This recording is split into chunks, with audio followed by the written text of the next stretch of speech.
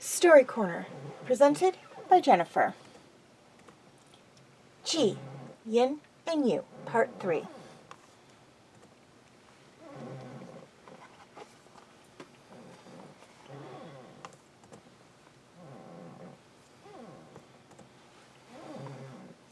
The next morning, Yin woke to the sound of Tiernan snarling.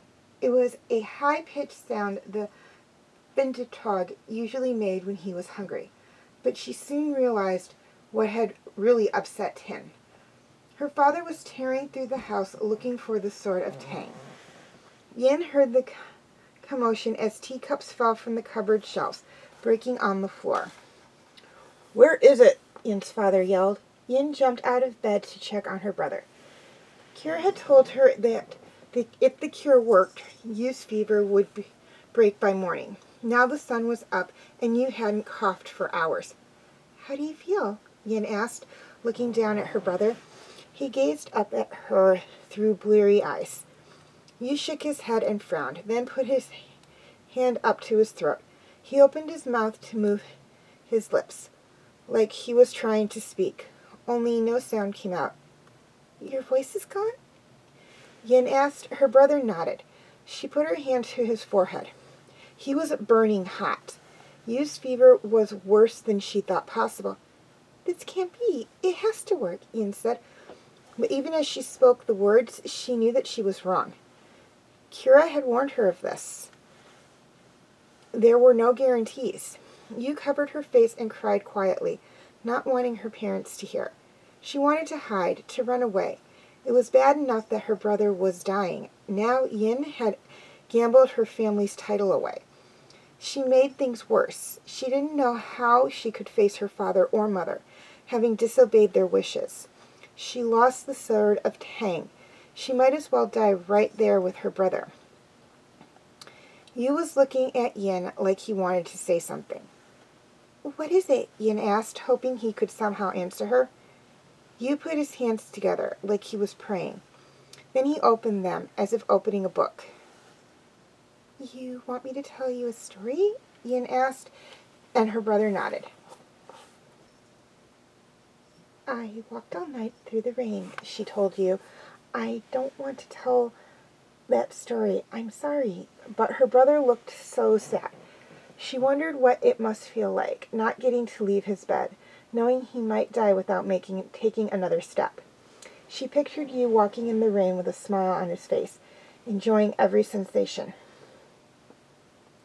"There's a new story I heard," she told him, and his face lit up, "about a healer they call the Healthbringer. Her name is Jin. She's a giant panda, and she lives in a maze made entirely of bamboo." Yu smiled for the first time in weeks. Yin heard her father calling for her from outside. She didn't feel ready to face him. Maybe she wouldn't ever be, not until Yu was cured. Suddenly an idea struck her. "Do you want to come with me to the maze?" she asked her brother. "We'll go meet Jin and ask her to heal you." Yu nodded and tried to sit up, but he was too weak. Yin would have to carry him. She tied her dress in a knot and hung it over her shoulder like a sling. She pulled her brother up to her chest and into the sling. She crept from her brother's room to the main chamber of the house, grateful that her father was now searching for her outside. It didn't take long for her to find the old family map of the Great Bamboo Maze. Soon she was running out the door, her father calling after her in the fields. Yu's skin felt hot to the touch. He gulped in the fresh air and then immediately started to cough. Jin is going to be so happy to meet you, Yin told her brother. She hoped she was right. The maze was an incredible thing to behold from the inside. Ancient bamboo stalks stood twice as tall as Yin's house, filling the path in front of the girl with rustling shadows. Almost as soon as Yin had entered, all sounds seemed to mute against the gentle swaying of the thick stalks and their high, distant leaves. As they walked, Yin told her brother everything she had heard about Jin the healer, little as it was, as well as every story she had been told about the Great Bamboo Maze, which turned out to be quite a few. Yin had been carrying Yu for a long time, and her legs were already sore. She stopped at a crossroad in the bamboo to check her map. Summoning Luan, who sprang from the girl's skin as if from a cage, only to find himself surrounded by bamboo. He hopped along the dirt path, making his terrible noise. We shouldn't be here, Yin said, ignoring him and pointing to a pin in the fabric of the map. The bamboo walls were marked with crossed green threads. She had been careful to keep track of where they were in the maze. The starling flew up and surveyed their surroundings from the air. When he landed again, he seemed more agitated. Luan hopped along the map's edge angrily. He pecked at the fabric, tearing at the edges in tiny bites.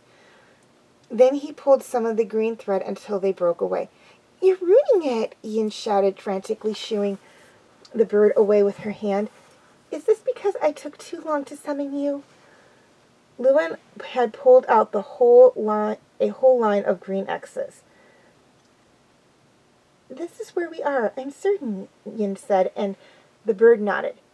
You're so annoying, she said. Yin's back was to a wall of bamboo, but according to the map, the wall was very thin. Yin had planned to take the long way around, walking with you half a mile or more, simply to turn and walk half a mile back the other side. Do you think I'm small enough to pass through the bamboo? She said to Luan. If she could manage it, she would save them a mile of walking. When Luan didn't answer her, she stood up and decided to try. Yin looked deep into the crops of bamboo. Each stem was thicker than the girl's arm, but they bent when she shoved them.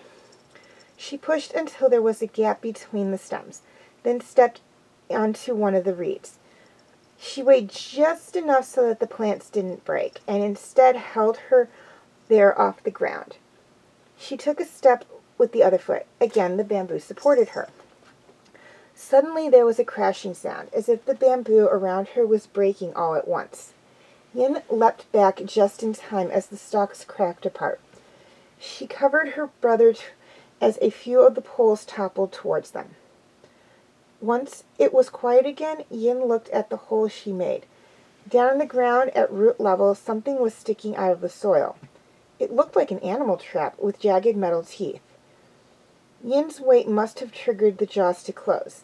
If she hadn't let back, she would have fallen right into the trap. I won't try that again, she said to Luan. Yin looked at her brother sleeping soundly despite the crashing of the bamboo. For a second, it looked like he had some color in his cheeks. But Yin realized it was only the sunset, turning everything pink before the evening set in. Yin wanted to get as deep into the maze as she could before nightfall. She pressed on, carrying her brother half a mile to where there was an opening in the wall. Yin took out her map. "Lewin," she said, finally understanding what the bird had been doing, "you fixed it. The map was all wrong, and you fixed it." She looked where the X had been removed, and there was dirt where the roots of bamboo shoots that had been torn away. "Is anything else wrong?" she asked. Lewin flew up into the purple sky to survey the bamboo again. When he landed, he looked hard at the stitches. After long consideration, he started pecking at another line of marks. Once those were gone, he pecked at others. Yin started to question the starling's work again. Either the bird was wrong, or the map was uselessly out of date. The last of the daylight was disappearing. Soon Yin couldn't read the map at all. In her hurry to leave, she hadn't thought to bring a torch or candles. She sat in the darkness, feeling sorry for herself. Though Yin couldn't see the map clearly in the dark, she could still feel the stitches and where some of the X's had been removed. "The maze is changing," she thought. "Why else would the map be wrong?" She pictured a team of workers digging up the maze, moving whole walls of bamboo out, pole by pole. It seemed like an impossible task. Each gap of bamboo removed was as large as a house. It would take a lot of work to dig all that up. Yin looked into the night sky. She couldn't see the moon, but a great many stars twinkled like silver pebbles in a dark lake. She heard a rustle in the high leaves and remembered what she heard about the maze being haunted. Yin closed her eyes tightly and listened, unaided by her spirit animal. The wind made it sound like there were people all around her in the bamboo, on every side. At least, she hoped it was the wind. Suddenly, something moved next to the girl. It wasn't Lewin or her brother, but something else that darted beside her in the shadows. The hair on Yin's neck stood up as she held her breath to listen. This time, Lewin lent her some of his skill, and together they heard everything. Tiny feet scrambled in the dirt. Mouths gnawed at the young shoots across the path. There were rats all around her, nesting in the bamboo. The rodents roved together through the night dark paths, eating anything they could. Yu let out an unpleasant moan, and Yin realized one of the filthy animals had nosed its way along the sling with her brother. Its way into the sling with her brother. Lewin screeched loudly, and the rat scampered away. Yin pulled her brother tight to her chest and let out a worried gasp. His skin felt like it was on fire. Every night for many nights, Yu's illness had gotten worse. Why would Yin think that a night in the great bamboo maze would be any different? She stared at the stars, asking them quietly to guide her. Yin had often wished on stars, but not like she did that night. She gazed at them as Lewin nestled into her, until it didn't feel like she was talking to stars anymore.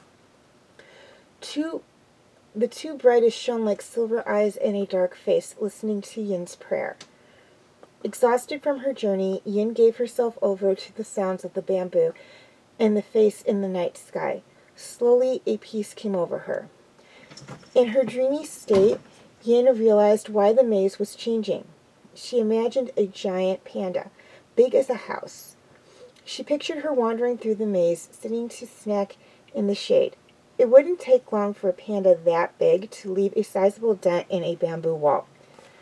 Yin decided that must be why some of the bamboo had disappeared and why the map was no longer correct. Jin was here. Yin smiled at Lewin after she thought it. The bird was onto something. If Yin could follow what Jin had eaten, maybe it would lead her to the great panda. Maybe she could save her brother after all.